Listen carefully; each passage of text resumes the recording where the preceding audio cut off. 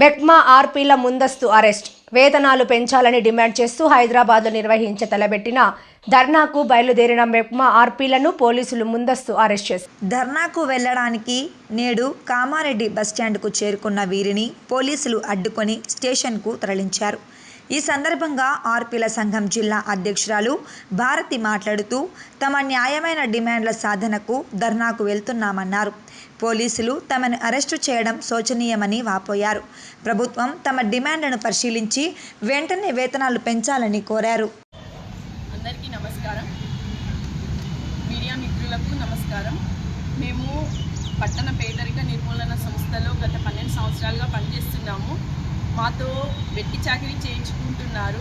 సంఘాలకు మేము బుక్స్ రాయడం, లోన్లు ఇప్పించడం ఇదే పనిగా మాకు మొదట్లో ఉండే, కానీ ప్రభుత్వం ఇప్పుడు ప్రతి ఒక్క పని మాతోటి చేయించుకుంటున్నది. సర్వేలు కానీ ఇతర పనులు, తడి చెత్త, పొడి చెత్త, జ్వర సర్వే, ప్లాస్టిక్ నివారణ, కంటి వెలుగు, బతుకమ్మ చీరల పంపిణీ, ప్రతి ఒక్కటి కుటుంబ సర్వే, ఇవన్నీ సర్వేలు మాతో చేయించుకుంటున్నాయి. కానీ మా కడుపు చూడట్లేదు, మా వేతనాలు పెంచట్లేదు, మా జీతాలు గత 7 నెలలుగా రావట్లేదు. జీతాలు అడిగితే మీరు పని చేస్తారా మానేసుకుంటారా అనే చెప్తున్నారు తప్ప మరి మీకు జీతాలు ఇస్తామమ్మా పెంచుతామని ఏనాడు ఎవరు చెప్పట్లేదు. ఎమ్మెల్యేకు, మంత్రి వాళ్ళకి లెటర్లు కూడా ఇచ్చినాము. కాకపోతే ఇప్పటివరకు ఎలాంటి స్పందన లేదు. మన సీఎం గారికి కూడా లెటర్ ఇవ్వడం జరిగింది. తను కూడా ఎలాంటి డెసిషన్ తీసుకోలేదు. కావున మాకు జీతాలు పెంచాలని, పెండింగ్ జీతాలు ఇవ్వాలని ప్రభుత్వాన్ని కోరుచున్నాము. ఈ వెట్టి చాకిరీ ఆపాలని మా ఆర్పీల సంఘం నుంచి అందరం కోరడం జరిగింది.